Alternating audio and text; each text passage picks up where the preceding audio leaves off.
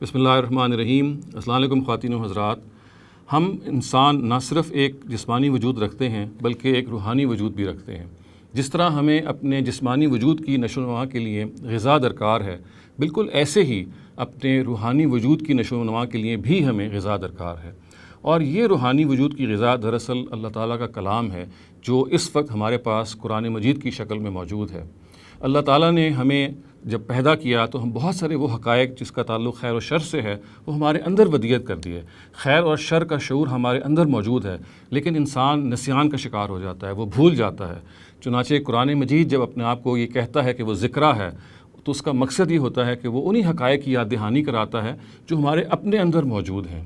اور تذکیر بالقرآن سے خواتین حضرات یہی مراد ہے کہ ہم قرآن مجید ہی کو بنیاد بنا کے ان حقائق کو اپنے اندر بار بار تازہ کریں کہ جن کے بارے میں ہمارا خدا یہ چاہتا ہے کہ ہم ان کو اپنائیں۔ چنانچہ خواتین حضرات اس کی ضرورت ہے کہ ہم قرآن مجید کو سمجھ کے پڑھیں اور گہرائی میں سمجھ کے پڑھیں، کیونکہ جب تک ہم اس کلام کو سمجھ کے نہیں پڑھیں گے تو وہ یاد دہانی کا مقصد ہمیں حاصل نہیں ہوگا۔